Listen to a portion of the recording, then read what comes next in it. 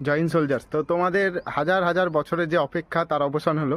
অবশেষে এসএসসি তাদের নতুন নোটিশের মাধ্যমে এসএসসি জিডি 2026-এর পরীক্ষার ডেট জানিয়ে দিল।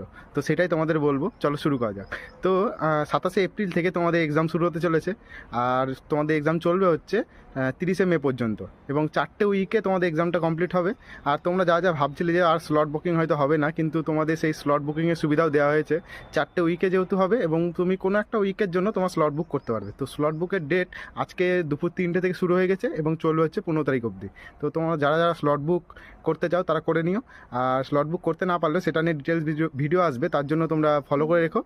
আর তাছাড়াও তোমাদের অ্যাডমিট কার্ড কবে ডাউনলোড করতে পারবে? অ্যাডমিট কার্ড তোমাদের এক্সামের হয়তো কয়েকদিন আগে থেকে তোমার ইমেলে বা মেসেজ চলে আসবে, তারপর তুমি অ্যাডমিট কার্ড ডাউনলোড করতে পারবে। তো সেটা নিয়ে চিন্তা করো না, ঠিক মেসেজ চলে আসবে তখন ডাউনলোড করতে পারবে। আর তোমাদের সবার প্রিপারেশন কেমন সেটা জানিও। খুব তাড়াতাড়ি তোমাদের পরীক্ষা, আর 15-16 দিন পরীক্ষা আছে। তো কী কী